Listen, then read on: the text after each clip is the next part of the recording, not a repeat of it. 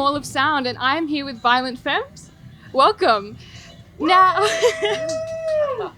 now you're currently being interviewed by the youngest media person in the tent here today. I'm only 20, and I'm talking to one of the most seasoned bands on the lineup. Now, I've grown up with you guys. My father introduced me to you. Now, at a festival like this, it's pretty clear to see you're intergenerational. Mums, dad, kids, grandchildren. Do you see that at your own shows much? The whole generations being there? We do see that. We just see that, and that's a wonderful thing to see. I just love it. We all love it. We love seeing that. We'll often see parents with their kids like in the very front. But I think a festival gives sometimes more opportunity for that, what you're talking about. Yeah. So yeah, we've been very fortunate to see a lot of that, and it's just we love it. Absolutely. And you guys are no strangers to capturing youth. Even with your debut album, it was 8 years after it debuted that it started charting. Do you think it's the way that you capture youth that makes it continuously relatable, even now, your music? You've asked such a beautiful question. I can give an answer, and I say yes. Yeah. Yeah, I think you're onto something there. No, I think that and then I could go off and talk for a long time about it. Besides just saying yes, I think one thing is the first album in particular. I was 18 when we recorded it, and I had written the songs from 15 to 18. So there's something about the voice that's there on that recording that I think strikes people with as something authentic. It's not somebody even in their 20s who's like trying to think, oh, let me write something that's really young. You know, it's just there's something there that's true, I think. Now, when you go and perform these songs, sometimes 40 years later, how do you keep capturing that authenticity unrecorded in this live setting?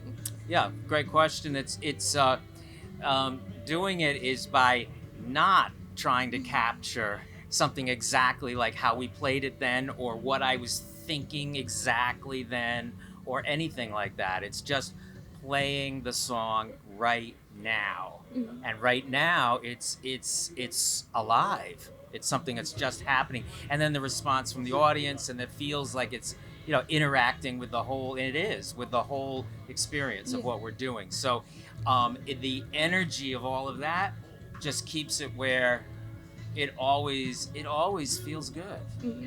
And I think that energy you capture is something that rings true. You've had some massive festival stints in Australia, whether they be Big Day Out to now. What's probably the craziest festival moment you've had in Australia? Oh, maybe it'll happen in about 20 minutes from now. I don't know. I hope it's good, though. Yeah. Now, one of the things I most want to know, with your classic hit Blister in the Sun, that riff is almost like a call to arms. Everyone knows it. It sets people off. At the time of you guys writing that riff, did you know it was something special? Well, I liked it a lot, and then we liked it as a band, and I felt like it was something special. But at that time, it was only myself and then the band that felt that way. No one else did. Even people that heard it mostly didn't.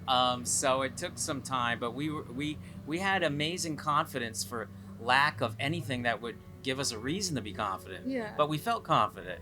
And even when people said, you suck and you're no good, we're like, well, you're wrong. Yeah. And we just kept at it. So, yes, over the years, and now I've had so many people tell me that's the first thing they learned to play on bass or on guitar. That's like the riff, or that's people are often like, that's the first thing I learned how to play. Yeah. So it's an amazing thing. It's really great. Well, I think from the very early days, you had this confidence to back yourself up.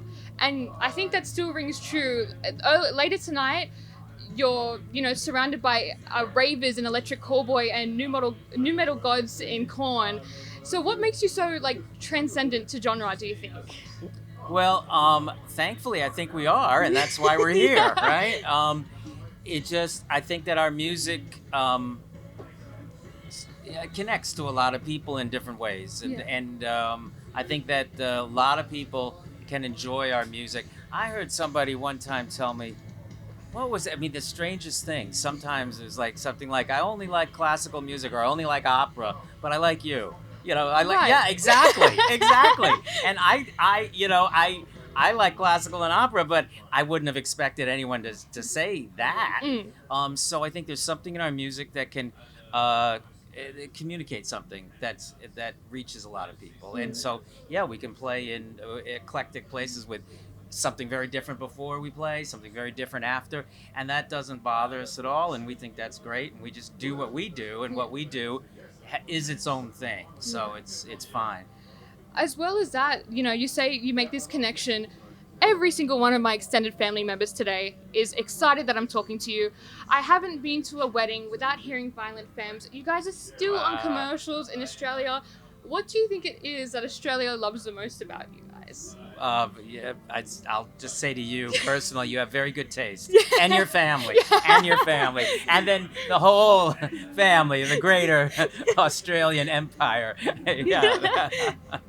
Yeah, so I just think it's one of those things that Australia loves you, you love Australia. That's always been the case. Yes, absolutely. Easy. Absolutely. And I know you're celebrating... There's some of us that live here. Yeah. Also, yeah, you might know that. Yeah. Well, you are celebrating a few iconic anniversaries of songs. You've got a massive catalogue under your belt. What are you most excited to deliver to the fans tonight?